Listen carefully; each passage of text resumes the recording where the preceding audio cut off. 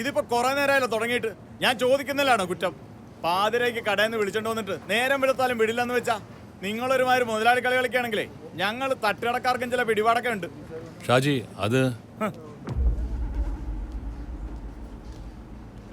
ഷാജി സാറിന് എന്താണാവോ അറിയണ്ടേ? പാതിരാത്രി കടയടിച്ച് വീട്ടിൽ പോണ ഞങ്ങളെ ഇവിടെ വിളിച്ചു വരുത്തിട്ട് ഇപ്പൊ മണി 8 ഈ കുറുപ്പമ്പടി ഷാജിയുടെ സ്വാധീനം എന്താണെന്ന് മാഡത്തിന് അറിയാൻ പാടില്ലാത്തോണ്ടാ. അതെന്താണെന്ന് അറിയണമെങ്കിലേ ഈ തോമസ് സാറായിട്ട് ചോദിച്ചാൽ മതി. ആണോടോ തോമസേ, ഇവന്റെ തട്ടുകടയുടെ ഫുഡ് അത്രയ്ക്ക് ടേസ്റ്റിയാ. കളിയാക്കണ്ട സാറേ, ഒരൊറ്റ ഫോൺ കോൾ അല്ലെങ്കിൽ വേണ്ട, ഇവിടെ ഈ നടക്കുന്നതൊക്കെ ഒന്ന് ഷൂട്ട് ചെയ്ത് നെറ്റിക്കേറ്റ് വൈറലാക്കിയാലേ അതോടെ തീരും സാറിന്റെ ഈ കത്തിക്കല്.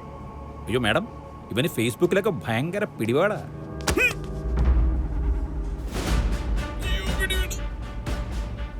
എടാ ലോക്കൽ നാറി, നിന്റെ ഈ അളിഞ്ഞ വായി നിന്റെ ശബ്ദം പുറത്തു വന്നാൽ പുന്നാര മോനെ, പോലീസ് കളി എന്താന്ന് നിന്നെ ഞാൻ പഠിപ്പിക്കാം. കേട്ടോടാ കുറുപ്പമ്പടി മോനെ. എല്ലാവർക്കും തിരക്കുണ്ടെന്നറിയാം, പക്ഷേ ഇപ്പൊ ഞങ്ങളോട് സഹകരിച്ചേ പറ്റൂ.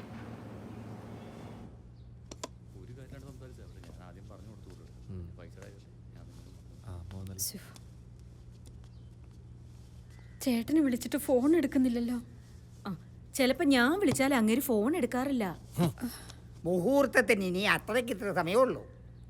എന്താ രുക്മിണി നിന്റെ തീരുമാനം? എന്താ വേണ്ടെന്ന് വെച്ചാൽ നീ ഇപ്പൊ പറയണം. ഒരു പെൺകുട്ടിയുടെ ജീവിത പ്രശ്ന, അത് നിന്റെ ചെക്കന് തട്ടിക്കളിക്കാനുള്ളതൊന്നുമല്ല. അതെ, ഇത്രയും നേരമായിട്ട് ആനന്ദിനെ കുറിച്ചൊരു വിവരമില്ലാത്ത സ്ഥിതിക്ക് നമുക്ക് ആ കുട്ടിയുടെ വീട്ടുകാരെ വിവരം അറിയിക്കണ്ടേ? കാര്യങ്ങളൊക്കെ ഇത്രയായില്ലേ, ആദ്യം പോലീസിൽ വിവരം അറിയിക്കുന്നതാവും നല്ലത്. ഞാൻ അപ്പോഴേ പറഞ്ഞതാ പിള്ളേര് കളിയല്ലാന്ന്. മക്കളുടെ തോന്നിയാസത്തിന് തള്ളയെ സമ്മതിച്ചു കൊടുക്കാന്ന് വെച്ചാ മൂത്തവൾ ഒരുത്തൻ്റെ കൂടെ ഇറങ്ങിപ്പോയതിൻ്റെ നാണക്കേട് ഇതുവരെ മാറിയിട്ടില്ല.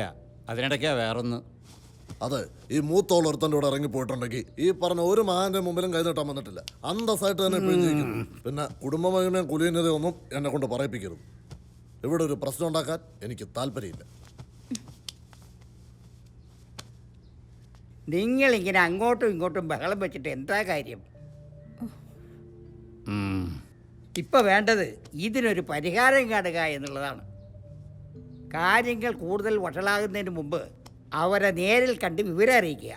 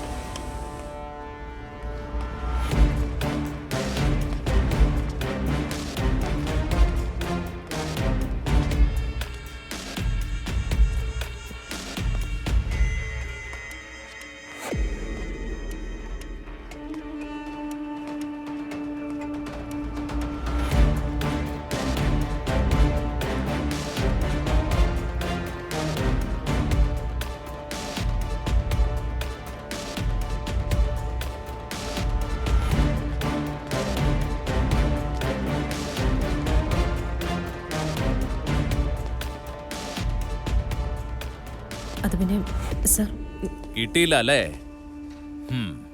എനിക്കറിയാം ഇതിന്റെ പിന്നിലെ മാസ്റ്റർ പ്ലാൻ.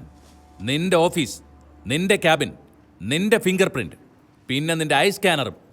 ഇത്രയും ഹൈലി സെക്യൂർഡ് ആയിട്ടുള്ള ലോക്കറിൽ നിന്നും പണം മോഷണം പോയെന്ന് പറഞ്ഞാൽ അപ്പന്റെ വിശ്വസ്തനായ പഴയ ചങ്ങാതി, do you think I am a fool? Sir may I? Sir, ഇതാരാണോ ചെയ്തത്, we are just behind them. ഞാൻ അത്രയ്ക്ക് അടുത്തെത്തി കഴിഞ്ഞു. പിന്നെ ഒരു wide investigation it's quite risky. Bank robbery കേസസിൽ എക്സ്പേർട്ടായ DYSP ഷിഹാബിനെയാണ് ഈ കേസ് ഏൽപ്പിച്ചിരിക്കുന്നത്. പിന്നെ സാറിനറിയാലോ, മീഡിയാസ് നമ്മളെക്കുറിച്ച് എന്തെങ്കിലും കിട്ടാൻ കാത്തിരിക്കുക, എസ്പെഷ്യലി ഇലക്ഷൻ അടുത്ത് വരുന്ന ഈ സമയത്ത്. പിന്നെ സാറ് വന്ന ഈ ഷോർട്ട് ടൈമിൽ തന്നെ എന്തെങ്കിലും ഒരു ന്യൂസ് ഫ്ലാഷായാൽ അത് സാറിൻ്റെ കരിയറിനെ തന്നെ ബാധിക്കും. So please trust me.